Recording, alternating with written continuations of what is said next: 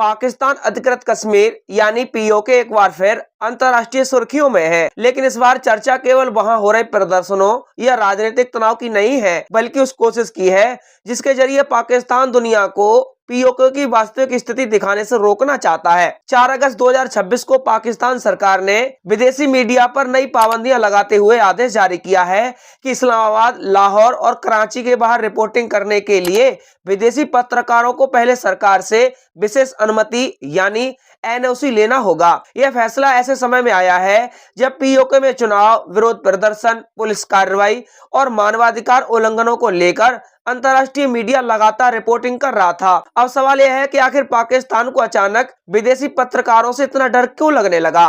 क्या वास्तव में पीओके में ऐसा कुछ हो रहा है जिसे दुनिया से छिपाने की कोशिश की जा रही है? और क्या यह फैसला केवल सुरक्षा कारणों से लिया गया है या इसके पीछे कोई बड़ा राजनीतिक एजेंडा मौजूद है? पिछले कुछ महीनों में पीओके के कई इलाकों में भारी असंतोष देखने को मिला है। स्थानीय समूह और नागरिक संगठनों ने बिजली की कीमतों, आर्थिक संकट, प्रशासनिक नियंत्रण और चुनावी प्रक्रिया को लेकर विरोध प्रदर्शन शुरू किए हैं। कई स्थानों पर सुरक्षा बलों और प्रदर्शनकारियों के बीच भी झड़पें हुई हैं। अंतर्राष्ट्रीय मीडिया संस्थानों ने इन घटनाओं को प्रमुखता से दिखाया, जबकि पाकिस्तान का मुख्य धारा मीडिया अपेक्षाकृत शांत दिखाई दिया। यही वह बिंदु है जहां से इस पूरे विवाद ने नया मोड़ लेना शुरू कर दिया। रिपोर्ट के अनुसार विदेशी मीडिया संस्थानों ने जमीन पर जाकर लोगों से बात की और दावा किया कि स्थानीय आबादी में गहरा असंतोष है। कुछ रिपोर्टों में पुलिस की कार्रवाई, गिरफ्तारियां और संचार प्रतिबंधों का भी उल्लेख किया गया। अंतर्राष्ट्रीय मीडिया की इन रिपोर्टों के बाद पाकिस्तान सरकार ने आरोप लगाया कि कुछ विदेशी संस्थान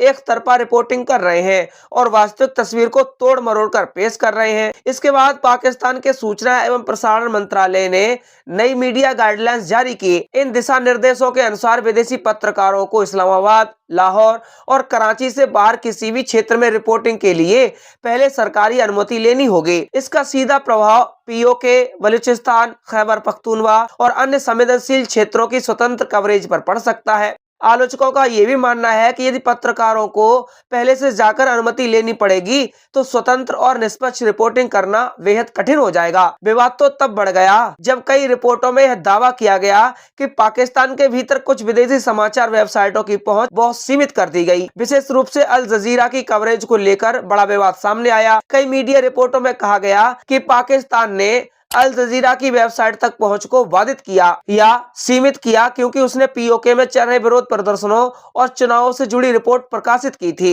हालांकि पाकिस्तान ने सार्वजनिक रूप से इन आरोपों को स्वीकार नहीं किया, लेकिन मीडिया स्वतंत्रता से जुड़े संगठनों ने इस पर गंभीर चिंता व्यक्त की। पीओके का मुद्दा पाकिस्तान के लिए हमेशा संवेदनशील रहा है। आधिकारिक तौर पर पाकिस्तान इसे आजाद जम्मू कश्मीर कहता है, लेकिन आलोचक लंबे समय से आरोप लगाते रहे हैं कि वास्तविक राजनीतिक और प्रशासनिक नियंत्रण इस्लामाबाद के हाथों में है। स्थानीय समूह का आरोप है कि महत्वपूर्ण निर्णय स्थानीय प्रतिनिधियों के बजाय पाकिस्तान की केंद्रीय संस्थाओं द्वारा लिए जाते हैं। इसी कारण समय समय पर वहां विरोध प्रदर्शन और राजनीतिक आंदोलन उभरते रहे हैं। हाल ही में स्थिति इसीलिए अधिक संवेदनशील हो गई क्योंकि पीओके में राजनीतिक गतिविधियां बढ़ गई थी। चुनावों के दौरान कई क्षेत्रों से विरोध, बहिष्कार और कथित अनियमितताओं की खबरें सामने आईं। कुछ अंतर्राष्ट्रीय रिपोर्टों में यह भी दावा किया गया कि कई जगहों पर मतदानों को लेकर विवाद हुआ और सुरक्षा बलों की मौजूदगी असामान्य रूप से अधिक थी। पाकिस्तान सरकार ने इन आरोपों को खारिज करते हुए कहा कि चुनाव निष्पक्ष और लोकतांत्रिक प्रक्रिया के तहत हुए हैं। लेकिन कहानी यही खत्म नहीं होती।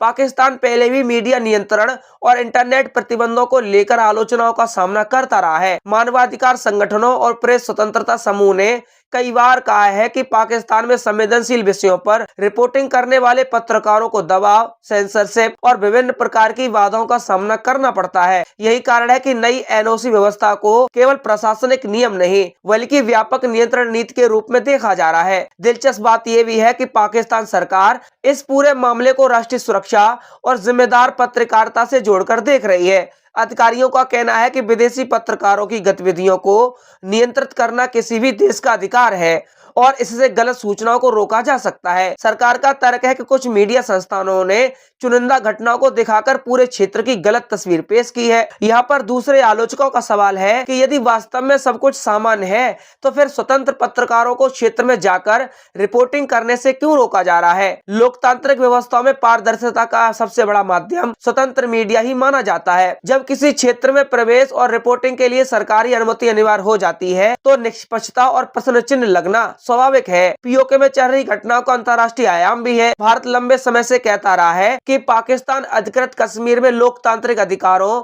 और विकास को लेकर गंभीर समस्याएं हैं।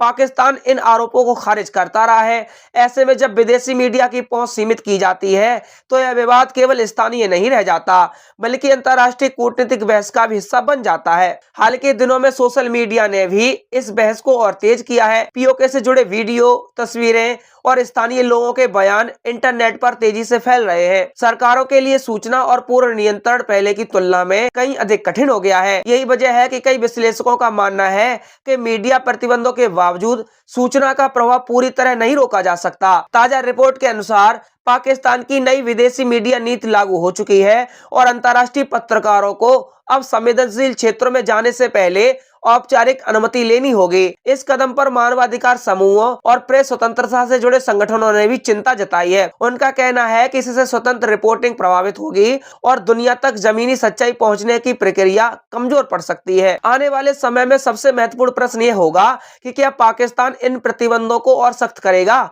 या अंतर्राष्ट्रीय दबाव के बाद इनमें नरमी आएगी। दूसरा बड़ा सवाल यह है कि पीओके में चल रहे विरोध और राजनीतिक असंतोष की वास्तविक स्थिति क्या है। यदि हालात सामान्य है तो स्वतंत्र मीडिया को पहुंच देने में समस्या नहीं होनी चाहिए, लेकिन यदि स्थिति अपेक्षा से अधिक गंभीर है तो सूचना नियंत्रण की कोशिशें और बढ़ सकती हैं। आज की स्थिति में इतना स्पष्ट दिखाई देता है कि पीओके केवल एक क्षेत्रीय राजनीतिक मुद्दा नहीं रह गया है। यह अभिव्यक्ति की स्वतंत्रता, मीडिया की भूमिका और लोकतांत्रिक पारदर्शिता से जुड़ा एक अंतर्राष्ट्रीय विषय बन चुका है। पाकिस्तान की नई मीडिया पाबंदियों ने इस बहस को और तेज कर दिया है। दुनिया की निगाहें अब इस बात पर टिकी हैं कि क्या विदेशी पत्रकारों को वास्तविक स्थिति देखने और दिखाने की स्वतंत्रता मिलेगी या फिर सूचना पर नियंत्रण की यह दीवार और ऊंची होती जाएगी। दोस्तों, पाकिस्तान के इस फैसले को लेकर आपकी क्या राय है? आप अपनी राय हमें कमेंट बॉक्स में जरूर बताइए।